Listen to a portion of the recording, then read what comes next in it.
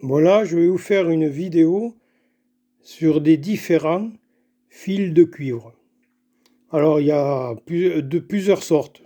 Bon, je pense qu'il n'y en a que deux.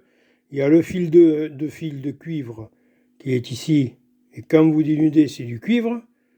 Mais après, vous avez du cuivre étamé. Alors, je vais vous montrer que c'est bien du cuivre étamé. C'est pas de l'alu, hein. Comme il y a certains, ils voient que c'est blanc, ils disent que c'est de l'alu. Non, c'est pas de l'alu. Alors, je vais vous le démontrer. Alors ici, bon, c'est des bouts de fil que j'ai récupérés, hein, parce que bon, hein, voilà. Alors ça, c'est le fil normal que vous avez avec le fil de cuivre. Bon, là, il n'y a pas de lézard, hein. On voit très bien que c'est du cuivre. Par contre, là, quand il commence à vieillir, alors là, c'est du fil. Alors, il y a un peu d'étamé. Alors, c'est de l'étain, hein. Voilà, ni plus ni moins, hein. C'est de l'étain qu'il y a dessus. Alors, je vais essayer de rapprocher pour voir. On le voit, le rosâtre derrière.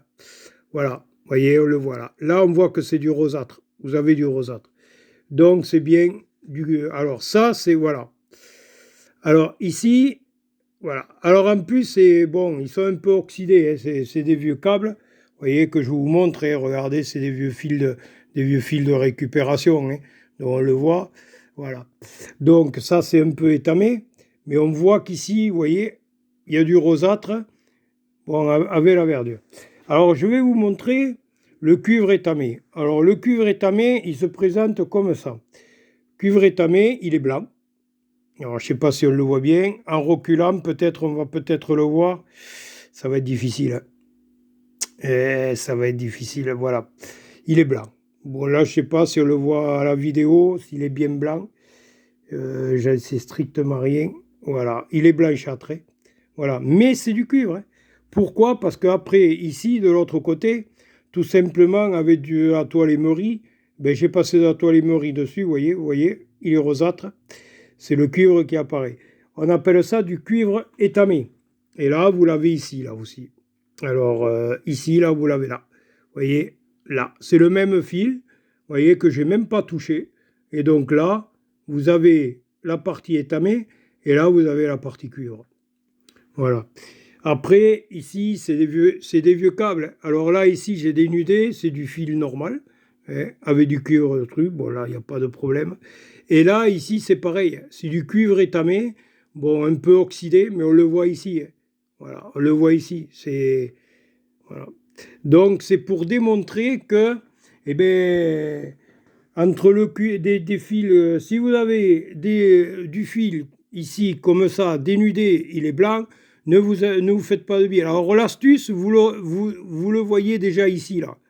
Normalement, ici, on arrive à peut-être le voir, mais comme il est fin, on a du mal, hein. Quand ils sont gros, les fils, bon, on arrive à le voir. Voilà. Alors le mieux, c'est de passer ici, vous prenez du papier vert ou n'importe, vous frottez, et vous voyez que vous avez le cuivre qui apparaît derrière, et on appelle ça du cuivre étamé. Alors, si vous portez le fil comme ça, c'est payé au ferrailleur 1,50 €, voire 2 € maxi, bon, ça dépend des ferrailleurs. Vous le dénudez, donc vous portez que le fil. Alors, si vous mettez, moi je le mélange, hein, mais si vous le mettez à part, il y a des ferrailleurs qui vont vous le payer au prix du laiton. Donc, c'est des escrocs. Ils doivent vous le payer, même celui-là, au prix du cuivre. Voilà. Parce que, bon, ben, on n'est pas responsable qu'il ait étamé, hein. Donc, voilà. Tout simplement. Voilà. Ben, j'espère de vous avoir un peu plus éclairé sur certains fils. Voilà. Parce qu'il y en a qui me disent, ouais, ici et là, comme les fils de bobine. J'ai fait une vidéo là-dessus, hein, j'ai démontré que ben, les fils de bobine, ben, c'était de l'émail. Voilà, le blanc, c'est de l'émail, mais dessous, c'est du cuivre.